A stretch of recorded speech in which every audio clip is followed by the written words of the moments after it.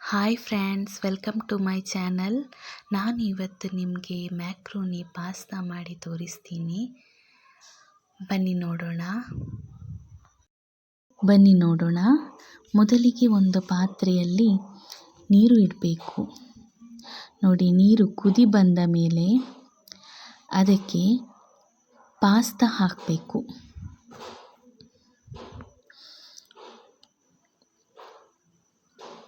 ಇವಾಗ ಕುದಿದ ನೀರಿಗೆ ಪಾಸ್ತಾ ಹಾಕ್ತಿದ್ದೇವೆ. ನೋಡಿ, ಪಾಸ್ತಾ ಹಾಕಿದ ನಂತರ ರುಚಿಗೆ ತಕ್ಕಷ್ಟು ಉಪ್ಪು ಹಾಕಬೇಕು.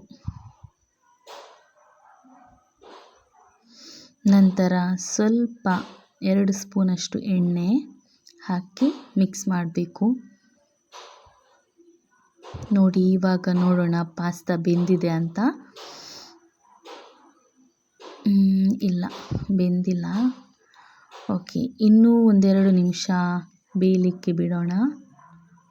ಓಕೆ, ಇವಾಗ ನೋಡಿ, ನೋಡುವಾಗಲೇ ಗೊತ್ತಾಗುತ್ತೆ ಬೆಂದಿದೆ ಅಂತ. ಓಕೆ, ಇವಾಗ ಚೆಕ್ ಮಾಡೋಣ.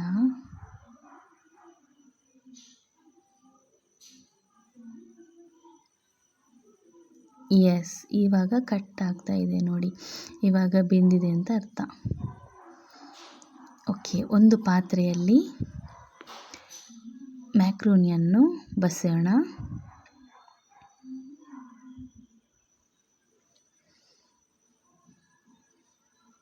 ಓಕೆ, ಬಸಿದ ಕೂಡಲೇ ಇದಕ್ಕೆ ಸ್ವಲ್ಪ ಎಣ್ಣೆ ಹಾಕಿ ಫುಲ್ ಮಿಕ್ಸ್ ಮಾಡಬೇಕು, ಇಲ್ಲಾಂದರೆ ಒಂದಕ್ಕೊಂದು ಅಂಟಿಬಿಡುತ್ತೆ. ಇವಾಗ ಒಂದು ಪಾತ್ರೆಯಲ್ಲಿ ಎಣ್ಣೆ, ಚಿಕ್ಕದಾಗಿ ಕಟ್ ಮಾಡಿದ ಬೆಳ್ಳುಳ್ಳಿ, ಶುಂಠಿ, ಕಾಯಿಮೆಣಸು, ಸ್ವಲ್ಪ ನೀರುಳ್ಳಿ, ಸ್ವಲ್ಪ ಟೊಮೆಟೊ, ಸ್ವಲ್ಪ ಕ್ಯಾರೆಟ್, ಸ್ವಲ್ಪ ಬೀನ್ಸ್. ಇವಾಗ ಇದನ್ನೆಲ್ಲ ಮಿಕ್ಸ್ ಮಾಡೋಣ.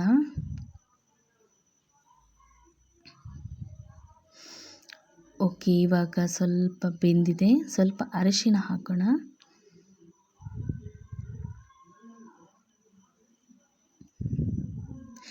ನಂತರ ಇದನ್ನು ಸ್ವಲ್ಪ ಹೊತ್ತು 1-2 ನಿಮಿಷ ಬೇಯಲಿಕ್ಕೆ ಬಿಡೋಣ. ಬೀನ್ಸ್, ಕ್ಯಾರೆಟ್ ಎಲ್ಲ ಬೇಯಬೇಕಲ್ವ ಸರಿಯಾಗಿ. ಓಕೆ, 2 ನಿಮಿಷ ಆಯಿತು.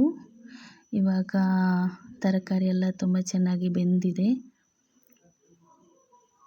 ಇದಕ್ಕೆ ಮ್ಯಾಕ್ರೋನಿ ಪಾಸ್ತಾ ಹಾಕೋಣ. ಇದನ್ನು ಚೆನ್ನಾಗಿ ಮಿಕ್ಸ್ ಮಾಡ್ಕೊಳ್ಳಿ. ಇವಾಗ ಇದಕ್ಕೆ ಸ್ವಲ್ಪ ಕೊತ್ತಂಬರಿ ಸೊಪ್ಪು ಹಾಕೋಣ.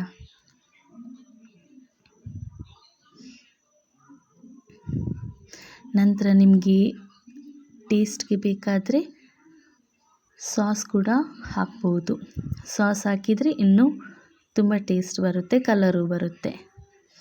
ನೋಡಿ ಫ್ರೆಂಡ್ಸ್, ಇವಾಗ ನೋಡಿ ಪಾಸ್ತಾ ರೆಡಿಯಾಗಿದೆ. ರುಚಿಯಾದ ಪಾಸ್ತಾ. ಓಕೆ, ನನ್ನ ಚಾನಲ್ ಇಷ್ಟ ಆದರೆ ಸಬ್ಸ್ಕ್ರೈಬ್ ಮಾಡಿ, ಲೈಕ್ ಮಾಡಿ, ಕಮೆಂಟ್ ಮಾಡಿ. ಬಾಯ್.